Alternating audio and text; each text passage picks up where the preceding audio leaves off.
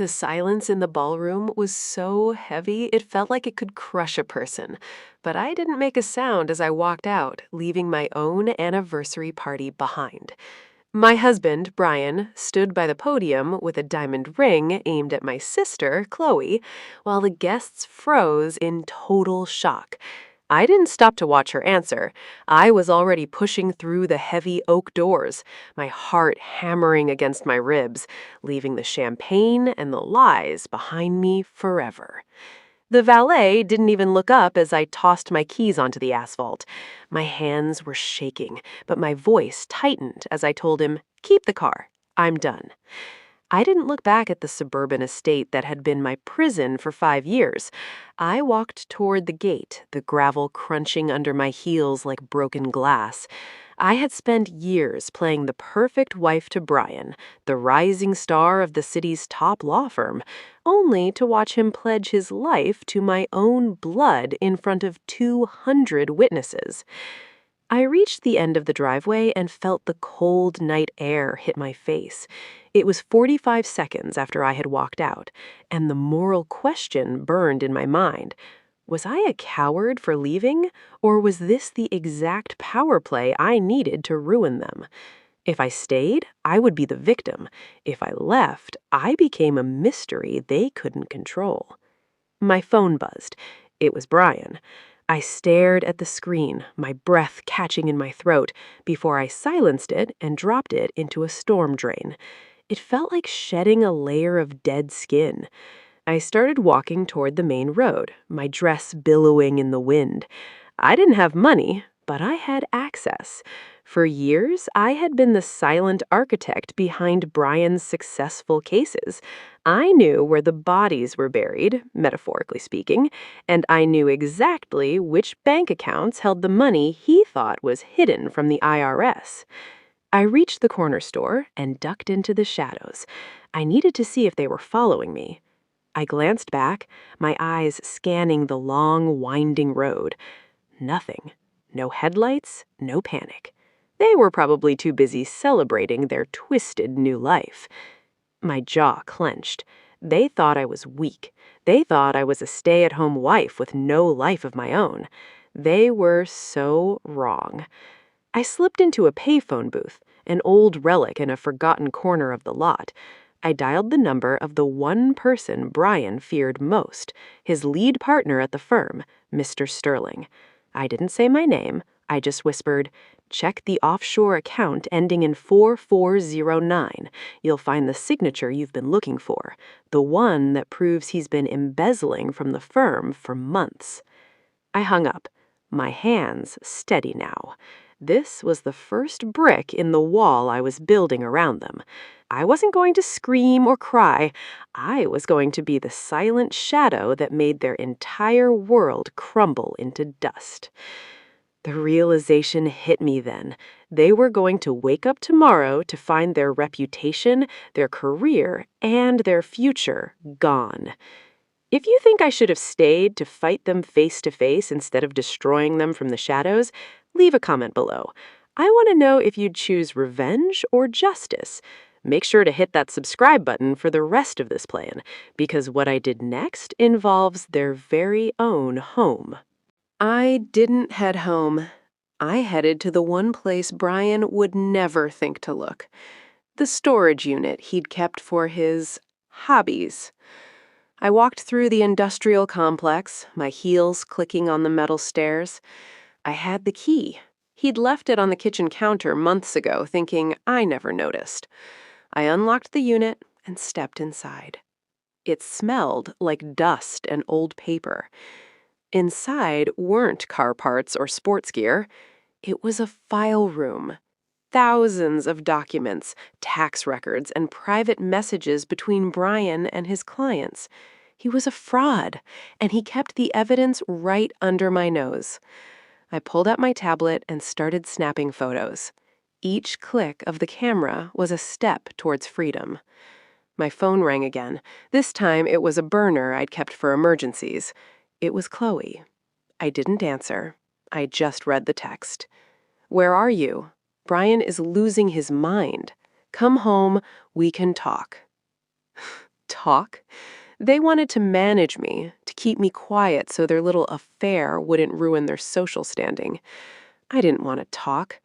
I wanted to watch them scramble like ants in a glass jar. I sat down on a crate, the silence in the room pressing against my ears.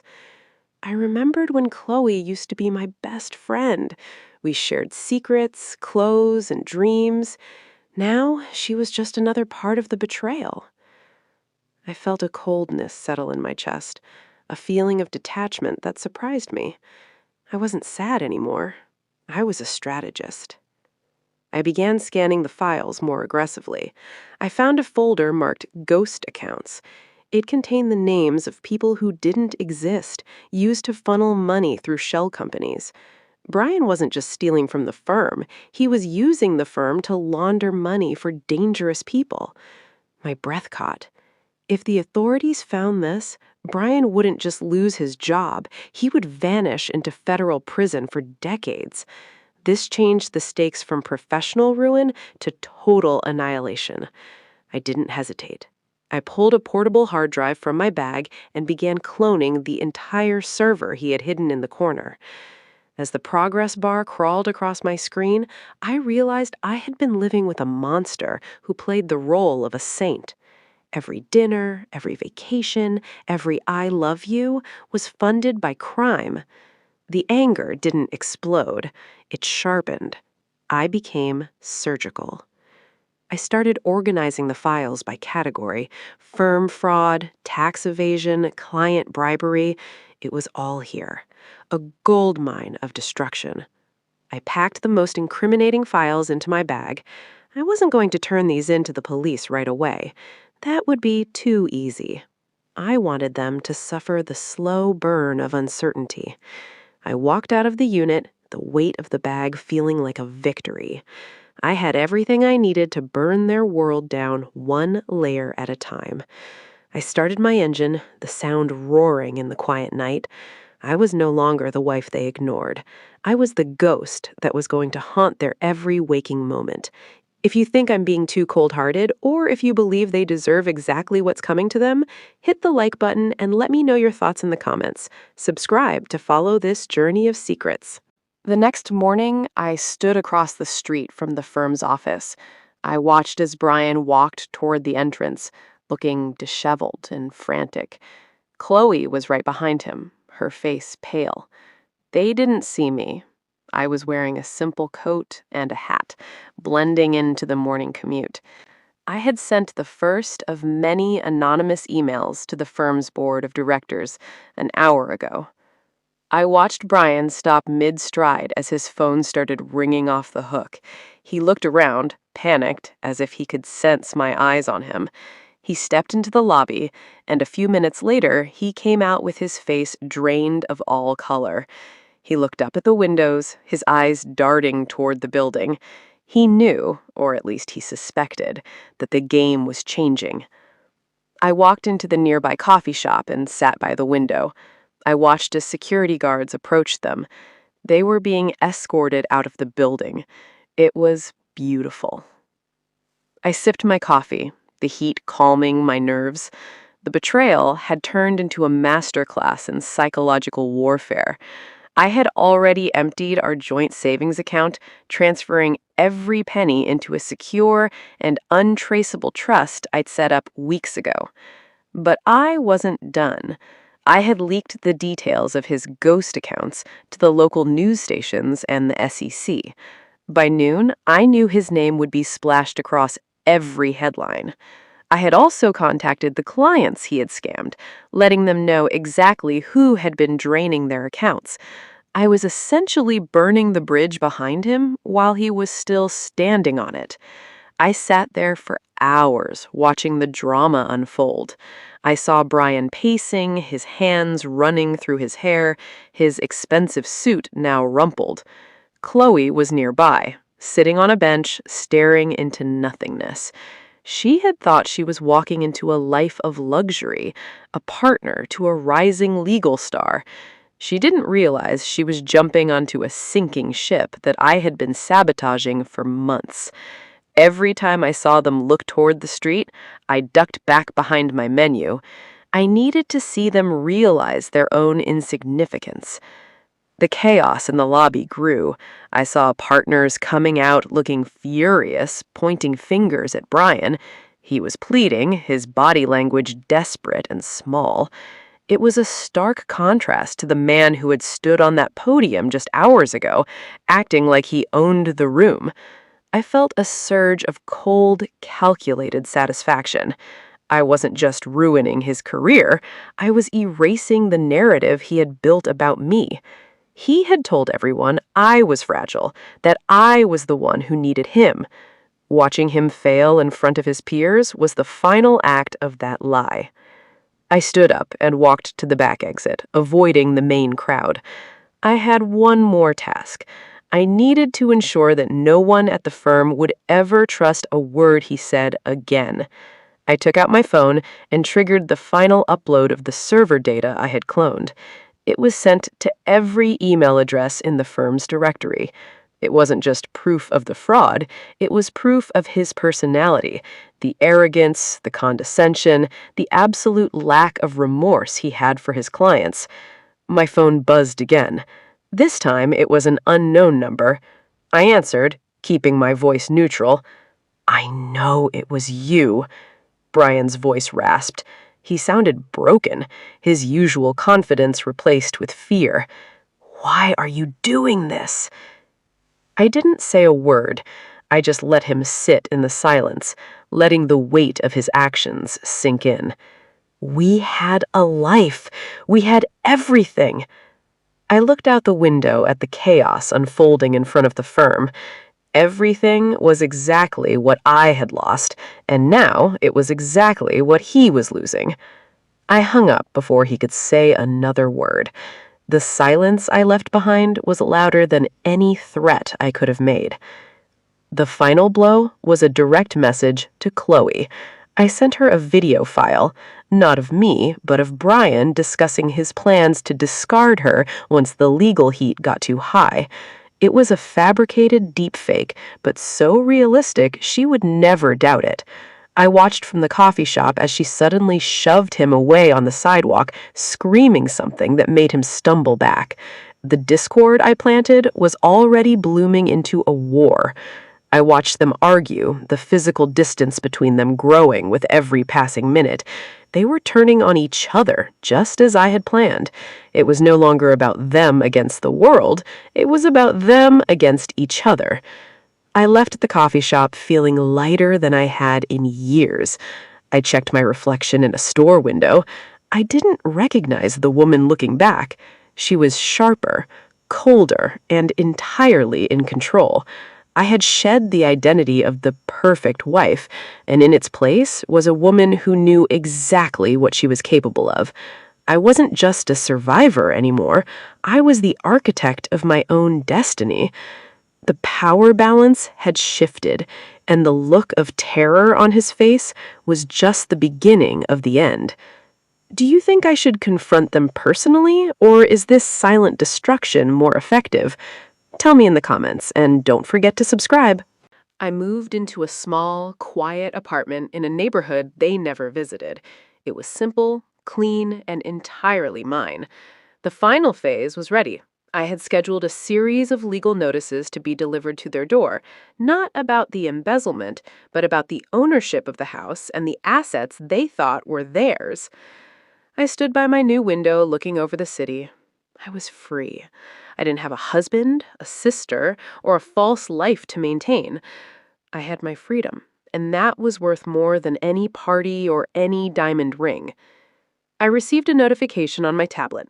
The final transfer is complete.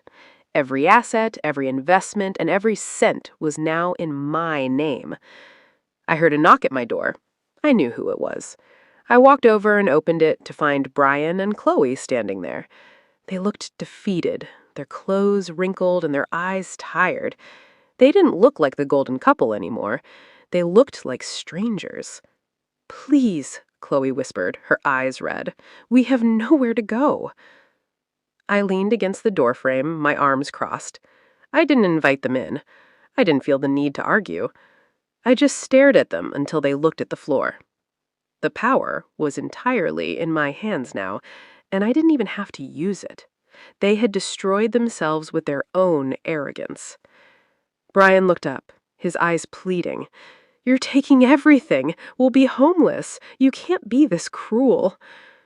I smiled, but it didn't reach my eyes.